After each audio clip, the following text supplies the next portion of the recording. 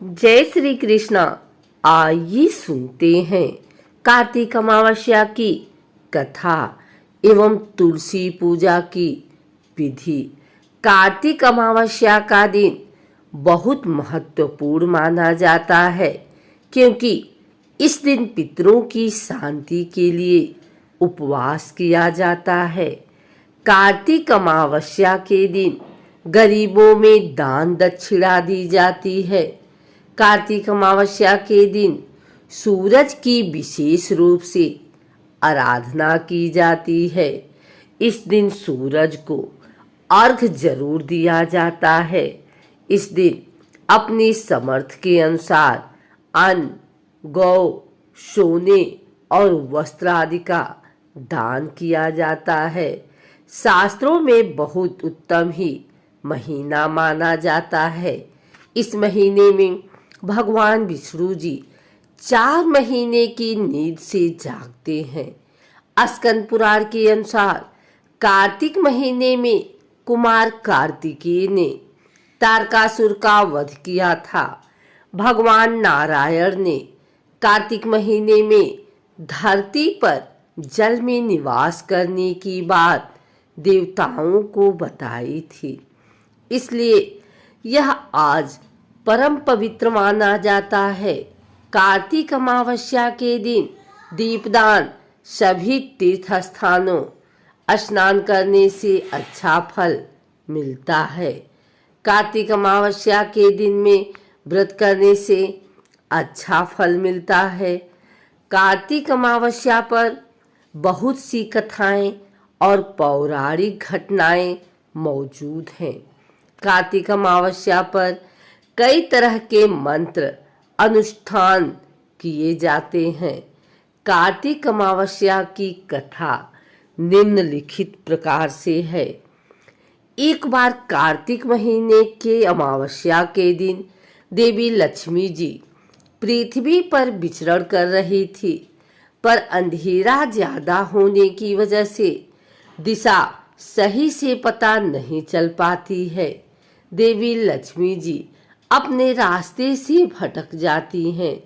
देवी लक्ष्मी जी को आगे रास्ते में चलते हुए एक स्थान पर कुछ दीपक की रोशनी दिखाई देती है।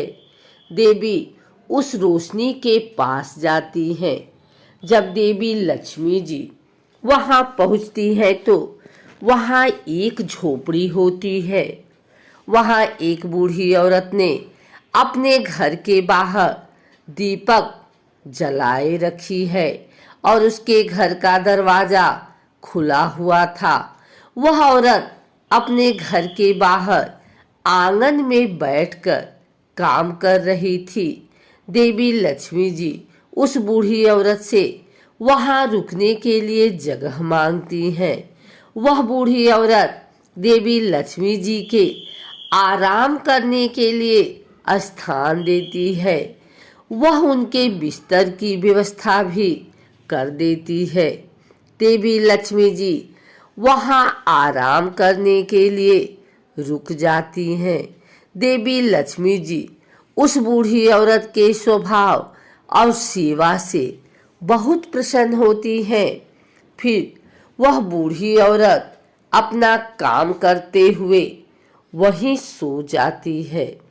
अगले दिन जब वह बूढ़ी औरत जाती है तो देखती है कि उसकी साधारण सी झोपड़ी एक महल के समान सुंदर भवन में बदल जाता है। उसके घर में धन की कोई कमी नहीं रहती है। माता लक्ष्मी जी उस बूढ़ी औरत के घर से कब चली गई थी, इस बात का बूढ़ी महिला को पता नहीं चल पाता है। फिर लक्ष्मी माता जी इस बूढ़ी महिला को दर्शन देती हैं। माता लक्ष्मी जी कहने लगी कि जो कार्तिक अमावस्या के दिन अंधकार के समय दीपक जलाता है और रोशनी के मार्ग को उज्जवल करता है, उसे मेरा आशीर्वाद प्राप्त होता है।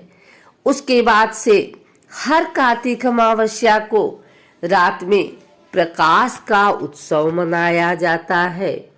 उस दिन से कार्तिक अमावस्या के दिन देवी लक्ष्मी जी की पूजा की परंपरा चली आती है। इस दिन लक्ष्मी माता जी के आगमन के लिए पूजा पाठ किया जाता है। इस दिन घरों के दरवाजे खोल कर रखे जाते हैं। कार्तिक अमावस्या के दिन दीपक जलाना फलदायक होता है। कार्तिक अमावस्या के दिन तुलसी की पूजा की जाती है। तुलसी पूजा करने से भगवान विष्णु जी का आशीर्वाद प्राप्त होता है। कार्तिक अमावस्या के दिन स्नान करने के बाद तुलसी और सूरज को जल दिया जाता है। तुलसी माता की पूजा अर्चना की जाती है। कार्तिक अमावस्या के दिन तुलसी के पौधे का दान किया जाता है। तुलसी पूजा करने से घर के रोग दुख दूर होते हैं। कार्तिक अमावस्या के दिन तुलसी पूजा करने से अर्थ, धर्म, कर्म तथा मोक्ष की प्राप्ति होती है। कार्तिक अमावस्या के दिन पवित्र नदियों में स्नान किया जाता है। इस दिन स्नान करने का विशेष महत्व बताया जाता है।